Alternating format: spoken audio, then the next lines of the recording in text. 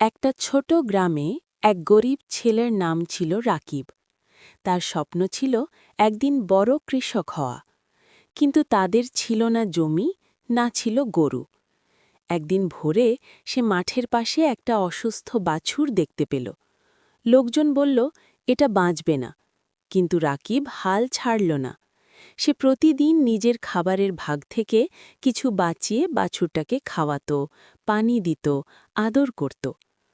কয়েক মাস পর বাছুরটা সুস্থ সবল গরু হয়ে উঠল। গ্রামের মানুষ অবাক। গরুর মালিক কৃতজ্ঞ হয়ে রাকিবকে ছোট্ট একটা জমি উপহার দিল।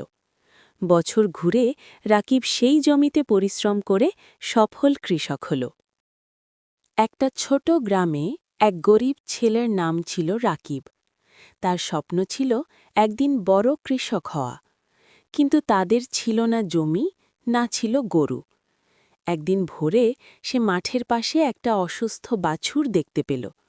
লোকজন বলল, এটা বাঁচবে না, কিন্তু রাকিব হাল ছাড়ল না।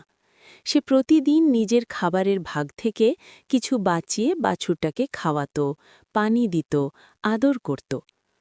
কয়েক মাস পর বাছুরটা সুস্থ সবল গরু হয়ে উঠল। গ্রামের মানুষ অবাক। গরুর মালিক কৃতজ্ঞ হয়ে রাকিবকে ছোট্ট একটা জমি উপহার দিল। বছর ঘুরে রাকিব সেই জমিতে পরিশ্রম করে সফল কৃষক হল।